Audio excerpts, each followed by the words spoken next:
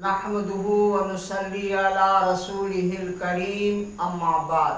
حضرات گرامی و سامعین کرام، قربانی ایک ایثار ہے، یہ جذبہ قدرت خداوندی کا عطا کردہ ایک نہایت عظیم الشان عطیہ ہے۔ اس کی بدولت انسان نے بڑے بڑے مشکلات سر کیے ہیں اور حیرت انگیز کارنامے انجام دیے ہیں۔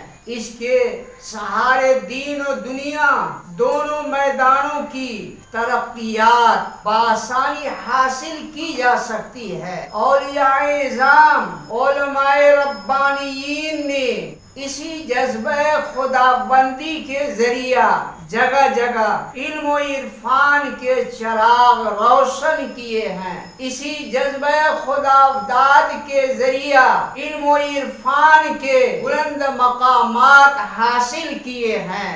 اسلام نے انسان کی اس نفسیاتی ضرورت کا لحاظ و خیال کیا ہے۔ اسلام نے انسان کی اس نفسیاتی ضروریات کا لحاظ و خیال کرتے ہوئے اس کو یہ تہوار عطا کیا ہے جسے ساری دنیا کے مسلمان عید الاضحیٰ کے طور پر مناتے ہیں۔ یہ خوشی و مسرت کا موقع ہے۔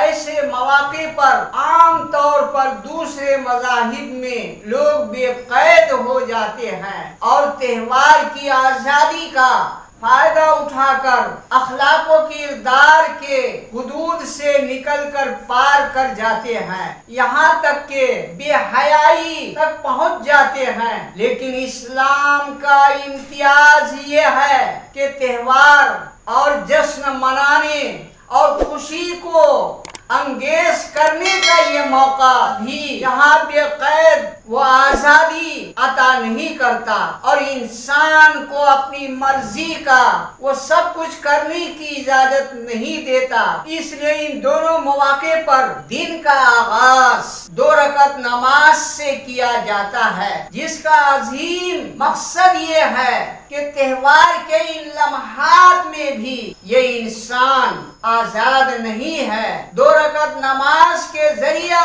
خالق نے انسان کے رخ کو اپنی طرف موڑ دیا ہے اور اسے اپنے دائرے عبدیت و بندگی سے باہر نکلنے کی اجازت نہیں دیتا، بلکہ اس موقع تہوار میں بھی اسے اپنے خالق کی اطاعت اور اپنی بندگی کا اظہار کرنا اور اس کے سامنے سر تسلیم خم رکھنا ہے۔ عید قربانی یہ تہوار بھی ساری دنیا کے مسلمان اللہ تعالیٰ کے حضور اور رضائے الہی کے لیے مختلف جانوروں کی قربانی کرتے ہیں۔ اس سے جذبہ عبدیت کا اظہار اور تسلیم و رضا کا اعلان و اعتراف ہے۔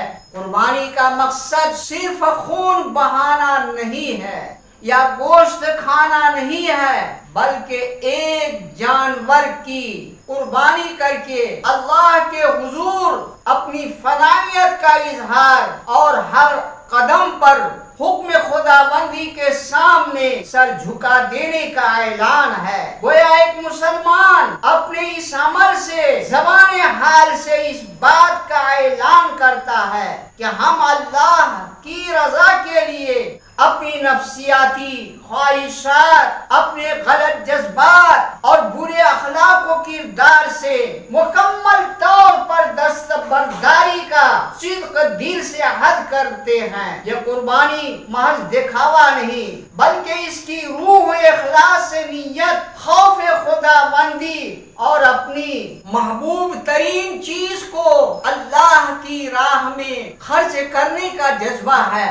قربانی دراصل اس صالح اور پاکیزہ معاشرہ کی تعمیر کی اصل بنیاد ہے۔ اس قربانی کا مقصد یہ ہے کہ اللہ تعالیٰ کے احسانات اور عنایات کا عز و بندگی کے ساتھ اعتراف کیا جائے اور اس کے حضور میں خلوص دل سے اظہار تشکر کیا جائے۔ عام لوگوں کے ساتھ اخوت ہمدردی، ایثار، قربانی سے پیش آیا جائے۔ یہ قربانی اصلاً سیدنا ابراہیم علیہ السلام کی اپنے بیٹے اسماعیل کے حلقوم پر چھری چلا دینے اور اپنے بڑھاپے کے سہارے کو راہ خدا بندی میں قربان کر دینے کا نام ہے۔ اس سے سبق ملتا ہے کہ رضا الہی کے مقابلہ میں دنیا کی کوئی چیز عزیز نہیں۔